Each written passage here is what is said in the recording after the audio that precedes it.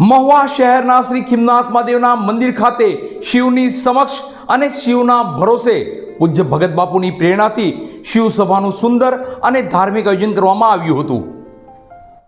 મહુવા શહેરના શ્રી ખીમનાથ મહાદેવના મંદિર ખાતે શિવની સમક્ષ જ્ઞાનાત્મક શિવ સભાનું ધાર્મિક વાતાવરણમાં આયોજન થયું હતું।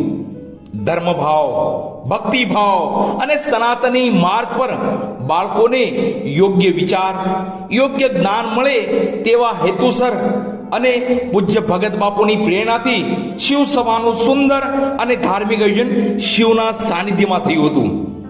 હર શિવ સભામાં એક અલગ વિચાર સાથે, એક નવા ઉર્જાવાન પ્રકાશ સાથે શિવ સભામાં બાળકો વધારે ને વધારે જ્ઞાન પ્રાપ્ત કરી રહ્યા છે। પૂજ્ય ભગત બાપુ હર હંમેશા કહે છે, આપણો ધર્મનો પાયો આ બાળકોમાં છે। જો આ બાળકો ધર્મનું અને સનાતનનું જ્ઞાન પ્રાપ્ત કરશે એટલો જ આપણો ધર્મ વધારે ને વધારે મજબૂત બનશે। આપણું આજનું બાળક આવતીકાલનું વિશાળ વિશ્વ છે, માટે આપણે સનાતન ધર્મને લઈ આપણા બાળકોને વધારે મજબૂત બનાવવા પડશે।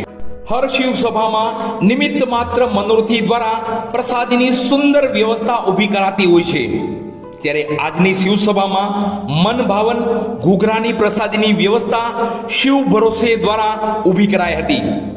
શિવ ભરોસો એટલે શિવનો ભરોસો, એટલે આજની પ્રસાદી શિવના વિશ્વાસ દ્વારા, શિવના ભરોસા દ્વારા શિવની સાક્ષીએ થઈ હતી।